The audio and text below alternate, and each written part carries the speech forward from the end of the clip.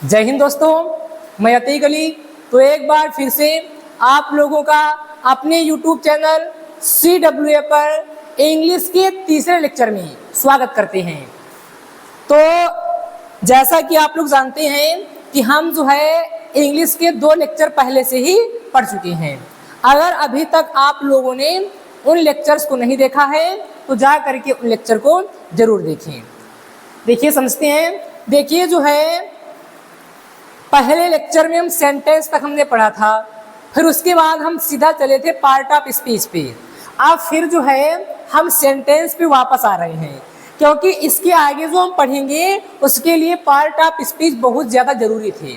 इसलिए पहले क्या किया, हमने उनको पढ़ लिया है। अब फिर हम वहीं पे क्या आ रहे हैं, वापस आ रहे हैं। ठीक है ना। हमको इंग्लिश सीखनी है तो जैसे बन पाएगा वैसे इंग्लिश सीखने का हम क्या करेंगे, प्रयास करेंगे। देखिए, चलते हैं सेंटेंस पे चलते हैं। सेंटेंस देखो इस कैसे बना, सेंटेंस है ना भैया। सेंटेंस यानी कि वाक्य। सेंटेंस यानी कि वाक्य। आप लोग सेंटेंस पढ़ रखा है, हमने आप लोगों को सेंटेंस के बारे में बताया था। अगर आप लोगों को पता है तो आप कमेंट में जरूर बताएं। देखिए, सेंटेंस क्या होता है, हमने बताया था कि जब कई सारे शब्द आपस में जोड़ दिए जाते हैं। जब क्या होता है, कई सारे शब्दों को आपस में जोड़ दिया जाता है, तब क्या बन जाता है, एक सेंटेंस बन जाता है। और बने सेंटेंस का एक अर्थ होता है, वही सेंटेंस होता है ना। हमने पहले से पढ़ रखा है, उसके आगे हम देखते हैं। देखिए, अब जो तुम्हारा सेंटेंस होता है, जिसे मान लें यहाँ पे हमने सेंटेंस लिख लिया, Sudha has eaten the food.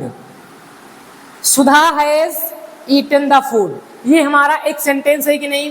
देखिए भाई, यहाँ पे हमने शब्दों का प्रयोग किया, चल रहा ना भाई। यहाँ पे हमने कई सारे शब्दों को आपस में जोड़ दिया तो क्या बन गया, एक सेंटेंस बन गया। बना कि नहीं बना, बना ना। तो आगे देखते फिर हैं।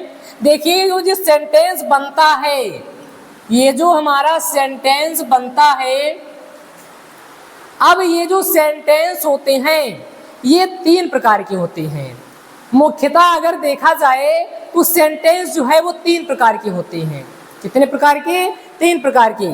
सबसे पहला जो हमारा सेंटेंस होता है वो होता है अफर्मेटिव सेंटेंस। क्या होता है, सबसे पहला हमारा सेंटेंस होता है अफर्मेटिव सेंटेंस। देखिए, हमने सेंटेंस के बारे में पूरी जानकारी प्राप्त कर ली है। सेंटेंस में कौन सा शब्द क्या है, हर चीज को हमने दूसरे लेक्चर में कवर किया है। अब उसके आगे हम चल रहे हैं। पहला क्या है, अफर्मेटिव सेंटेंस। दूसरा क्या है, निगेटिव सेंटेंस। क्या है भैया, निगेटिव सेंटेंस। ध्यान से समझेंगे, कोई जल्दबाजी नहीं है, आराम से पढ़ेंगे, है ना भैया। तीसरा आपका है इंट्रोगेटिव सेंटेंस। Interrogative sentence. देखिए, मुख्यतः सेंटेंस होते हैं 3 प्रकार के, लेकिन हम आप लोगों की सुविधा के लिए आपको सेंटेंस पढ़ाएंगे 4 प्रकार के। आपको हम 4 प्रकार के सेंटेंस पढ़ाएंगे। वैसे हर जगह लिखित रूप में 3 प्रकार के सेंटेंस हैं, लेकिन हम आपको जो है 4 प्रकार के पढ़ाएंगे। ठीक है ना। पहला अफर्मेटिव, निगेटिव, और तीसरा क्या है, इंट्रोगेटिव। चौथा हम आपको अपने पास से पढ़ा रहे आप लोगों को समझाने के लिए, वो है इंट्रोगेटिव। क्या है, इंट्रोगेटिव कॉमा निगेटिव। एक में आता है इंट्रोगेटिव कॉमा निगेटिव सेंटेंस। ठीक है ना, समझ रहे हैं ना, अच्छे समझेंगे।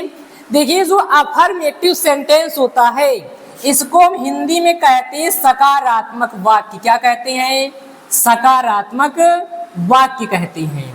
ठीक है ना। दूसरा हमारा निगेटिव सेंटेंस है, जिसको हिंदी में हम कहते हैं नकारात्मक वाक्य। क्या होता है, नकारात्मक वाक्य। तीसरा हमारा है इंट्रोगेटिव सेंटेंस, जिसको हम कहते हैं प्रश्नवाचक वाक्य। क्या कहते हैं, प्रश्नवाचक वाक्य। और चौथा आप समझ सकते हैं, ये तुम्हारा प्रश्नवाचक और नकारात्मक। प्रश्नवाचक कॉमा नकारात्मक वाक्य। देखिए आप लोगों की सुविधा के लिए हम कर रहे हैं, पहले आपको बता दिया है। वैसे मुख्यतः 3 प्रकार की होती हैं, लेकिन आपको समझाने के लिए जो तरीका बन पाएगा उस तरीके से आपको पढ़ाने का हम क्या करेंगे, प्रयास करेंगे। आप लोगों का भी जो है ये श्रेय बनता है कि आप लोग जो है लगन से मेहनत करें, ठीक है ना। आइए देखते हैं, सबसे पहला क्या है, अफर्मेटिव सेंटेंस। देखिए बहुत ही हम आराम से समझेंगे, बहुत ही आसानी समझेंगे, एक बार में ही। अभी 2 मिनट का हमको समय दे दीजिए, तुमको हम सेंटेंस क्लियर ना कर दिया तो आप जो है हम क्या करेंगे, यहाँ पे आपको सेंटेंस को जो है क्लियर करके आपको हम दिखाएंगे। केवल 2 मिनट का जो है समय दे दीजिए। पहला क्या है, अफर्मेटिव सेंटेंस यानी कि सकारात्मक वाक्य। इसको हम छोड़ रहे, क्यों छोड़ रहे हैं, आपको समझाने के लिए। बस आपको समझ आना चाहिए, हम चाहे जहां से शुरू करें आप लोगों को समझ आना चाहिए। तो हम अफर्मेटिव सेंटेंस छोड़ रहे हैं, पहले हम आ रहे हैं निगेटिव सेंटेंस पे। कहां पे आ रहे हैं, निगेटिव सेंटेंस पे आ रहे हैं। देखिए ऐसा सेंटेंस जिसमें नहीं दिया हो, नहीं दिया हो, नहीं गए तो नॉट है ना। ऐसा सेंटेंस जिसमें नहीं दिया हो, काम को नकार दिया जाए, जैसे मोहन खाना नहीं खाता है, नहीं खाता है ना, तो नहीं शब्द प्रयोग किया गया है, तो वो सेंटेंस तुम्हारे होंगे निगेटिव सेंटेंस। ज्यादा तो खिचड़ी पकाने की आवश्यकता नहीं है। निगेटिव सेंटेंस क्या होती है, वही निगेटिव सेंटेंस होते हैं जिनमें नॉट का प्रयोग किया गया हो, नहीं का प्रयोग किया गया हो। वो सेंटेंस तुम्हारे कैसे होते हैं, निगेटिव होते हैं। जैसे राम कानपुर नहीं जाता है, ठीक है, नहीं का प्रयोग किया गया ना, तो जिस भी सेंटेंस में हम नहीं का प्रयोग करेंगे वो सभी तुम्हारे सेंटेंस कैसे होंगे, निगेटिव होंगे। कैसे होंगे भैया, निगेटिव। अब हम बात करते हैं इंट्रोगेटिव सेंटेंस की। देखिए इंट्रोगेटिव सेंटेंस वो होते हैं जिसमें क्वेश्चन वर्ण यानी कि प्रश्नवाचक शब्द क्या, कहाँ, कब, कैसे, कौन आदि, अगर ये शब्द किसी सेंटेंस में दिए गए हैं, समझेंगे, ध्यान समझेंगे, समझेंगे ना, आराम समझेंगे। हमने बताया क्या, कहाँ, कब, कैसे, कौन आदि, और लास्ट में इसमें प्लस में कह सकते हैं, लास्ट में होता है क्वेश्चन मार्क, प्रश्नवाचक चिन्ह। अगर ऐसी कंडीशन कहीं पे है तो वो सेंटेंस तुम्हारा होता है प्रश्नवाचक वाक्य यानी कि इंट्रोगेटिव सेंटेंस, जिसमें प्रश्न पूछा जाता है। समझ रहे ना, जिसमें क्या, कहाँ, कब, कैसे, कौन आदि दिए रहेंगे, प्लस लास्ट में क्वेश्चन मार्क दिया रहेगा। वो सेंटेंस तुम्हारे कैसे होते हैं, वो सेंटेंस तुम्हारे होते हैं इंट्रोगेटिव सेंटेंस होते हैं। समझ रहे ना। अब हम ऊपर आ जाते हैं अफर्मेटिव पे। देखो अफर्मेटिव में ये कुछ भी नहीं दिया रहेगा, ना तो नहीं दिया होगा, ना तो क्या, कहाँ, कब, कैसे, कौन, ये भी नहीं दिए होंगे, और इनके लास्ट में जो फुल स्टॉप, वैसे निगेटिव सेंटेंस में फुल स्टॉप है ना। क्या बताया हमने, अफर्मेटिव क्या होंगे, जिस सेंटेंस में नहीं ना दिया हो, क्या, कहाँ, कब, कैसे, कौन, ये कुछ ना दिए हो, वो सेंटेंस तुम्हारा होता है अफर्मेटिव। क्या होता है, अफर्मेटिव। बात क्लियर है ना, बात क्लियर है, समझ रहे हैं सभी लोग, समझना भी है ना। तो उसमें क्या लिखेंगे, जिसमें, लिख लीजिए, अब समय का है, हम बर्बाद करें आपका, इसमें लिख लेना, जिसमें नहीं, क्या, कहाँ, कब, कैसे, कौन आदि शब्द ना दिए हो, वो सेंटेंस तुम्हारा हो जाएगा अफर्मेटिव सेंटेंस यानी कि सकारात्मक वाक्य हो जाएगा। अच्छा, अब ये सेंटेंस लास्ट में इंट्रोगेटिव और निगेटिव। देखो प्रश्नवाचक आप पढ़ के आए हैं कि जिसमें क्या, कहाँ, कब, कैसे, कौन दिया हो, ठीक है ना। इनके साथ प्लस में क्या हो, अब निगेटिव पढ़ के आए हैं जिसमें नहीं दिया हो, यानी कि इन दोनों को आपस में जोड़ करके हमने एक और सेंटेंस बना दिया जिसको हमने नाम दे दिया इंट्रोगेटिव निगेटिव सेंटेंस। ठीक है ना। आप निगेटिव भी पढ़ के आए हैं, इंट्रोगेटिव पढ़ के आए हैं, इनको जब आपस में जोड़ देंगे तो बन जाएगा इंट्रोगेटिव और निगेटिव सेंटेंस। कहना चाहो क्या कह सकते हैं, जिसमें नहीं, क्या, कहाँ, कब, कैसे, कौन आदि शब्द दिए गए हों, लास्ट में क्वेश्चन मार्क का प्रयोग किया गया हो, वो सेंटेंस कैसे होंगे, इंट्रोगेटिव निगेटिव सेंटेंस। समझे ना, क्लियर है बिल्कुल, कोई तो डाउट नहीं आप लोगों का है ना। बहुत अच्छे से पढ़ेंगे है ना भैया। चलिए आगे देखते हैं।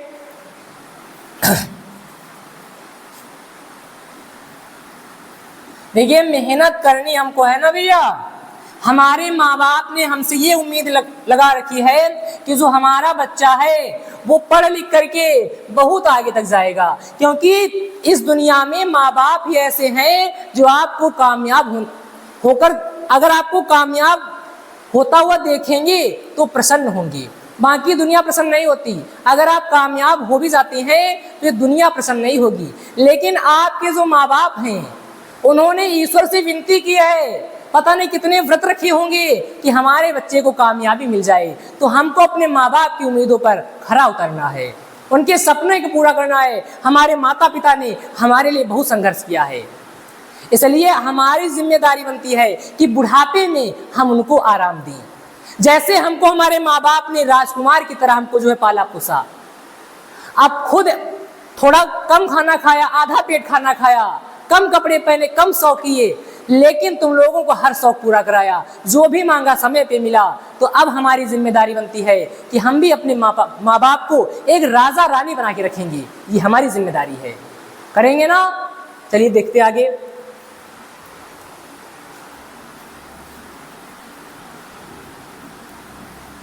क्योंकि आप जानते हैं ना, दुनिया में जो है माँ बाप का प्यार है जो हमको मुफ्त में मिलता है, बाकी जो है उसके लिए कुछ ना कुछ हमको चुकाना पड़ता है ना। तो आइए देखते हैं। अब जो है हम इंग्लिश सीखने के लिए बिल्कुल तैयार हैं। जितनी हमने आपको चीजें पढ़ाई हैं पिछले 2 लेक्चर से लेकर के आज तक, अगर वो सारी चीजें आपको क्लियर हैं तो आप अब इंग्लिश सीखने के लिए तैयार हैं। तो आइए चलते हैं, आराम सीखेंगे, कोई जल्दबाजी नहीं करेंगे। सबसे पहले हम क्या करेंगे, इज, आर, एम, वाज, वर, इनका जो है हम प्रयोग करना सीखेंगे। वर का प्रयोग है ना, वर का प्रयोग। चिंता नहीं करेंगे, बिल्कुल अच्छे से पढ़ेंगे, है ना भैया। क्या बताया, इज, आर, एम, वाज, वर का क्या करेंगे हम यहाँ पे प्रयोग पढ़ेंगे। सबसे पहले यहाँ से क्या करेंगे, इंग्लिश हम सीखना शुरू करेंगे। देखिए बहुत बच्चे हमारे जानते भी होंगे, ऐसा नहीं है, बहुत से बच्चे जानते होंगे, कोई पहली बार नहीं पढ़ रहे हैं। देखिए इसका अगर हिंदी अर्थ देखिए तो उसका मतलब होता है, इसका मतलब क्या होता है। देखिए हमको पता है इसमें जो है 90% बच्चे या 70 से 80% बच्चे जानते होंगे, लेकिन हमारा तो दायित्व है, हमारी ड्यूटी है कि हम ये हर एक चीज को क्लियर करते हुए चलेंगे, है ना। इसका मतलब क्या होता है। अगर हम आर का मीनिंग देखें तो आर का मतलब होता है, मार्कर भी नहीं चल रहा है, आर का मतलब होता है या फिर कहीं कहीं पे इसका मतलब होता है हो, है ना। और अगर हम एम की बात करें तो एम का मतलब होता है हूँ, क्या होता है, हूँ, ठीक है ना। इसी तरीके से अगर हम वाज की बात करें तो वाज का मतलब होता है था, ठीक है ना। वर का था या थी कह सकते, था या थी, और वर का मतलब होता है थे, ठीक है ना। हम हर एक चीज को क्लियर करते हुए चलेंगे, ठीक है ना।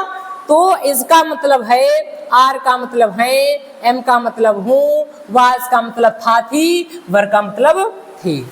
अतः ये समझ रहे हैं ना, समझ रहे हैं, अच्छे से समझेंगे, क्या करेंगे, अच्छे से समझेंगे ना। आइए देखते हैं। अब देखिए यहाँ पे सबसे पहले अब जो है, अगर आप लिखना चाहते लिख सकते हैं ना भैया, अगर लिखना चाहे तो लिख सकते हैं, या आप स्क्रीनशॉट ले लीजिए, है ना, आप स्क्रीनशॉट भी ले सकते हैं। अब देखिए इसके आगे जो है सबसे पहले हम एज, आर, एम का प्रयोग पढ़ेंगे। तब तक के लिए हम वाज वर्ग को वहीं पे रोक रहे हैं। सबसे पहले हम एज, आर, एम का प्रयोग क्या करेंगे, सीखेंगे, ठीक है ना। वीडियो को ज्यादा से ज्यादा शेयर कर दीजिए। जो बच्चा इंग्लिश सीखना चाहता है अपने छोटे भाई, अपने मित्रों को शेयर कर दीजिए, जो एक बच्चा इंग्लिश सीखना चाहता है, क्योंकि आप जानते कितना बेसिक से हम पढ़ा रहे हैं। आप लोगों के लिए हम इतनी मेहनत कर रहे हैं, तो आप लोगों का भी ये दायित्व है कि आप लोग वीडियो को शेयर कर दिया कीजिए और लाइक कर दीजिए कीजिए, है ना। देखिए एज, आर, एम का क्या करेंगे हम प्रयोग पढ़ेंगे, एज, आर, एम का प्रयोग। जैसा कि हमने बताया, इसका मतलब होता है, आर का मतलब होता है, एम का मतलब होता है। अब देखिए जो इज है इसका प्रयोग हम करते हैं एक वचनकर्ता के लिए।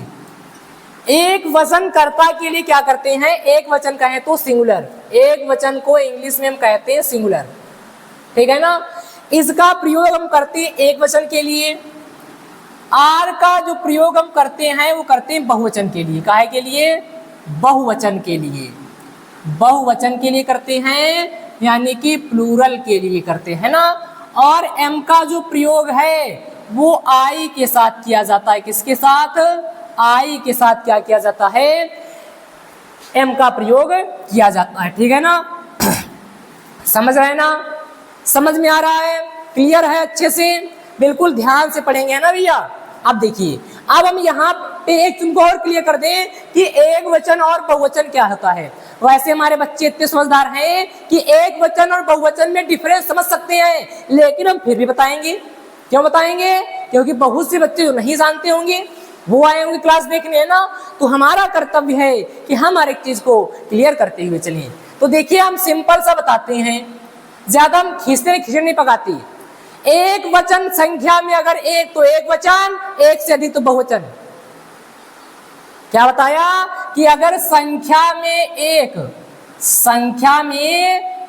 है तो एक वचन, और संख्या में एक से अधिक है, क्या है, एक से अधिक है, तो वो तुम्हारे कैसे होते हैं, बहुवचन। क्लियर हुआ ना, मजा आ रहा है, मजा आ रहा होगा हमको लगता है, हाँ मजा आ रहा है, हाँ देखो बच्चे प्लस कर रहे हैं, कैसे मुस्कुरा रहे हैं, देखो ये, हाँ देखिए आगे देखिए भी, देखिए जो हमारे कैमरा मैन यहाँ बैठे हैं, एडिटर लोग बैठे हैं, वो भी मुस्कुरा रहे हैं, है ना, उनको मजा आ रहा है ना। और उन लोगों का जो है भाई, हम क्या करते हैं, टीचर की मेहनत देख लेते हैं कि टीचर पढ़ा रहा है, लेकिन एक कैमरामैन, एक एडिटर की जो है हम मेहनत नहीं देखते। कैमरे में आंख लगा के बैठा रहता है, कब वीडियो पे जो हमको क्लिक करना है, कब हमको कैमरे पे उंगली हटानी है, बिल्कुल नजर लगाए बैठा रहता है। और वीडियो एडिट करता है, उसमें भी जो है कम से कम 1 घंटे का समय लगता है, उसमें भी उसकी आंखें खराब होती हैं, उसमें भी उसके हाथ पैर दर्द करने लगते हैं, लेकिन उसकी मेहनत कोई नहीं दिखता, एक टीचर की केवल मेहनत दिखाई देती है। तो जो है, जो हमारे साथ हमारे कैमरामैन, हमारे जो एडिटर जुड़े हैं, उनको हम तहे दिल से धन्यवाद देना चाहते हैं कि वो हमारे साथ जुड़े हुए हैं, ठीक है ना। आगे देखिए क्या बताया हमने, इसका मतलब जो है एक वचन के साथ प्रयोग करते हैं, इसका आर का प्रयोग बहुवचन के साथ करते हैं। एक वचन क्या होता है, संख्या में जो एक हो, और बहुवचन क्या होता है, संख्या में एक से अधिक हो। क्लियर है ना। अब देखिए चलते हैं, आइए, अगर आप लिखना चाहें लिख सकते हैं, या स्क्रीनशॉट ले लीजिए, है ना, क्योंकि हम ज्यादा जो है समय बर्बाद नहीं करना चाहते। वैसे भी इतना समय हो गया है, आप लोग भी तो इंग्लिश नहीं सीख पाए हैं, हमको आप लोगों को जल्दी से जल्दी क्या करना है, इंग्लिश का टॉपर बनाना है। क्या करना है, हाँ देखिए, आइए चलिए देखिए, आप देखिए, जैसे हम यहाँ पे अब सेंटेंस के माध्यम से समझेंगे, हम किसके माध्यम से, सेंटेंस के माध्यम से।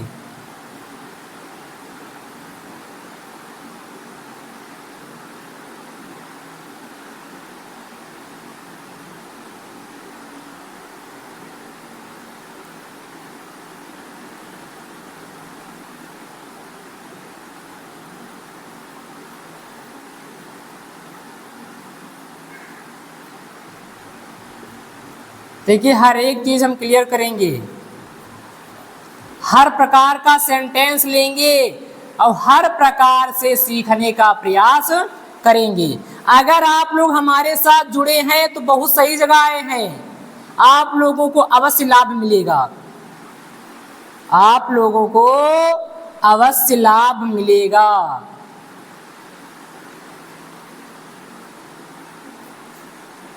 इधर दिख रहा है कि नहीं, इधर देख लेते हैं ना, इधर देख लें। 6 नंबर, मैं एक आदमी। अब देखिए इतने सेंटेंस क्या करेंगे हम, जो है इज आर एम का प्रयोग करना सीखेंगे। देखिए अच्छा, कभी कभी क्या होता है, यहाँ पे सब्जेक्ट जैसे मान लीजिए किसी का नाम दिया होता है, कभी कभी प्रोनाउन भी दिया होता है ना, भाई सब्जेक्ट है, कभी कभी नाउन हो जाता है, कभी कभी प्रोनाउन हो जाता है। हमने आपको प्रोनाउन पढ़ा रखे हैं, इसलिए हमने पार्ट ऑफ स्पीच कवर किया, अब काम आएंगे, है ना। हमने कहा अभी यहाँ बताते खिचड़ी पक जाती, तो हमने कहा पहले क्लियर कर दे, है ना। तो कभी कभी यहाँ पे सब्जेक्ट नाउन हो सकता है, कभी कभी प्रोनाउन हो सकता है। तो अब यहाँ पे हम ये देखेंगे कि कौन सा प्रोनाउन एक वचन होता है, कौन सा प्रोनाउन जो है बहुवचन होता है, ठीक है ना। देखिए सबसे पहले देखेंगे हम, देखिए आई के साथ तो आप जानते हैं हम एम का प्रयोग करते हैं, ठीक है ना। जैसे यू हो गया, वी हो गया, दे हो गया, क्या हो गया, वी, यू और दे।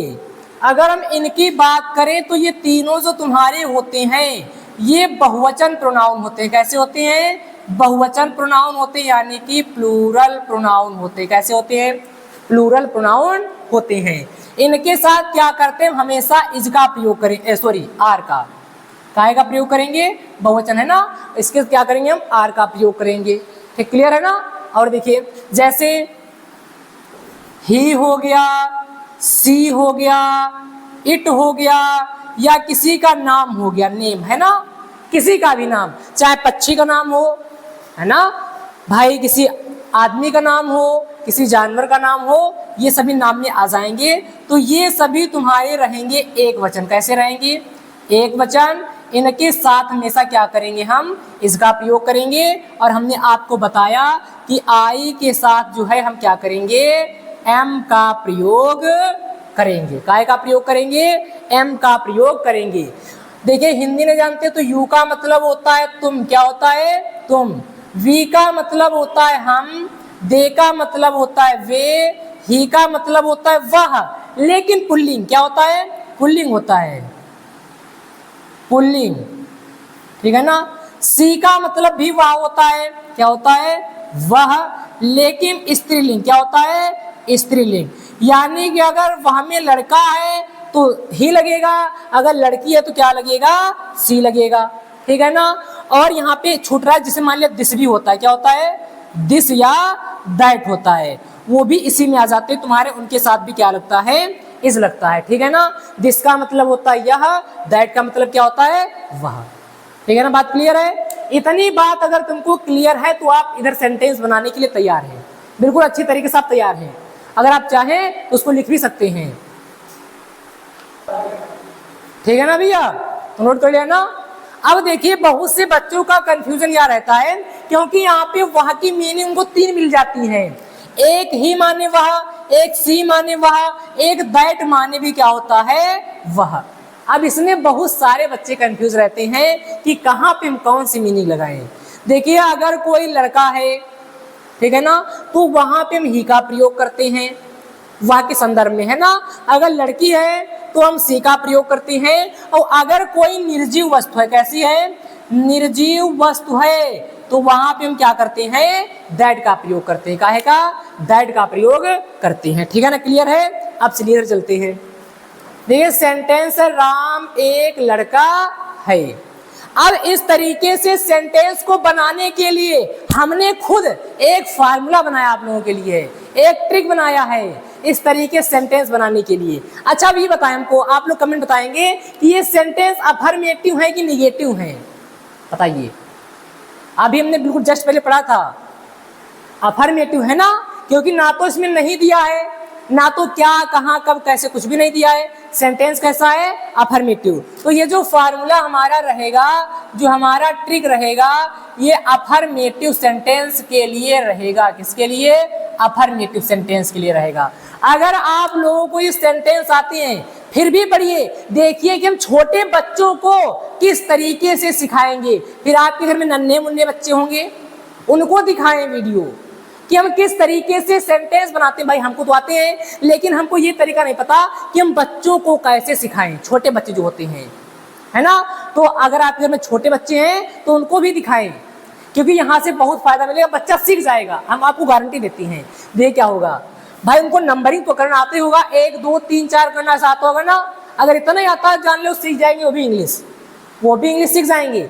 देखिए ये हमने 1 नंबर लिख लिया, 2 नंबर लिख लिया, 3 नंबर लिख लिया, 4 नंबर लिख लिया। इतना तो बच्चों को पता ही होगा ना, नंबरिंग करना आता होगा। 1 2 3 4। इसमें सबसे पहले क्या करेंगे हम, एक नंबर पे जो होगा, जो पहले नंबर पे होगा उसकी इंग्लिश क्या करेंगे, लिखेंगे प्लस। फिर जो सबसे लास्ट में दिया होगा, सबसे जो लास्ट में दिया होगा, यानी कि अब भाई यहाँ पे हम एल बना दे रहे हैं, एल का मतलब है लास्ट, एल का मतलब क्या है, लास्ट, प्लस फिर जो दूसरे नंबर पे दिया होगा उसको लिखेंगे, फिर जो तीसरे नंबर पे दिया होगा उसको लिखेंगे। इस तरीके से अगर हम चलेंगे तो छोटा बच्चा भी सेंटेंस बना लेगा ना। हाँ ठीक, देखिए बच्चों जो है थोड़ा टेक्निकल इश्यू की वजह से जो है हमको थोड़ा रुकना पड़ा था। तो कहाँ पे थे देखते हैं। यहाँ से ना बताया था कि अफर्मेटिव जो सेंटेंस है उसमें सबसे पहले जो एक नंबर पे दिया होगा उसको लिखेंगे, फिर जो लास्ट में दिया होगा, फिर सेकेंड नंबर, फिर थर्ड नंबर। आइए देखते हैं। सबसे पहले यहाँ पे दिया है राम, है ना, क्या दिया है, राम दिया, यानी कि इसको लिखेंगे हम RAM, ठीक है ना।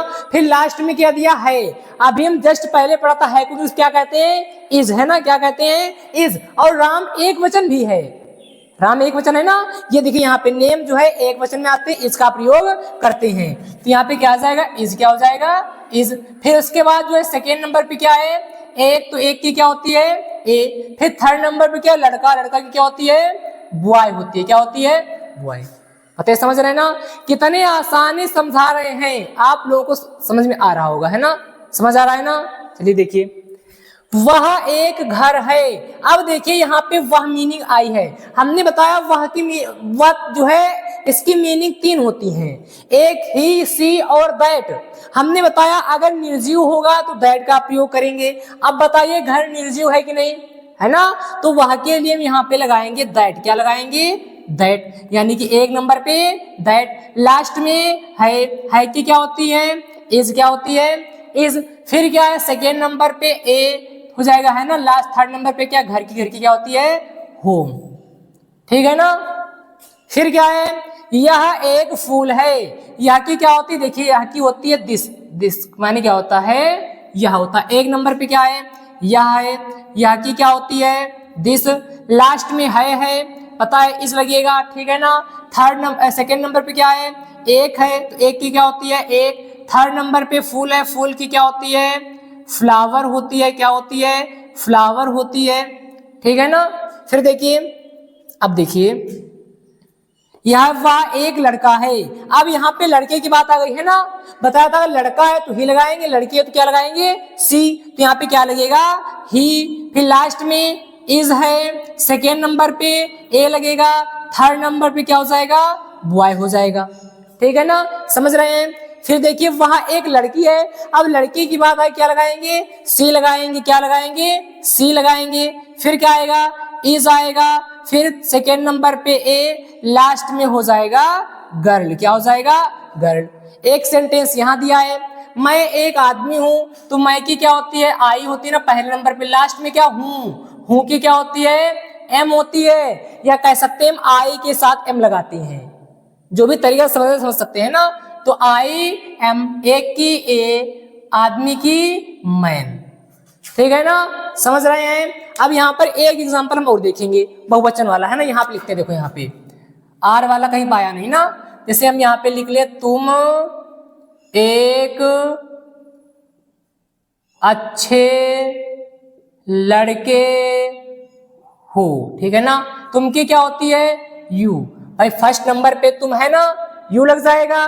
लास्ट में हो, हमने बताया था आर का मतलब है भी होता है और हो भी होता है, या आप कह सकते हो यू बहुवचन है इसलिए क्या लगा है, आर लगा है। जिस तरीके से समझना आप समझ सकते हैं। तो यहाँ पे क्या हो जाएगा, आर। सेकेंड नंबर पे क्या है, एक की क्या होती है, एक। थर्ड नंबर पे क्या है, अच्छे क्या होती है, गुड। फोर्थ नंबर पे क्या है, लड़के क्या होती है, बॉय, ठीक है ना। इस तरीके से क्या कर सकते हैं हम, इज, आर, एम का प्रयोग जो है कर सकते हैं, ठीक है ना।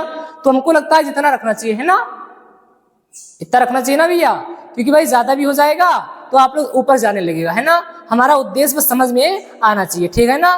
तो आज जो है हम इस लेक्चर को यहीं समाप्त करते हैं, फिर जो है मिलेंगे अगले लेक्चर में, जो है इसके आगे पढ़ेंगे, ठीक है ना। तब तक के लिए धन्यवाद।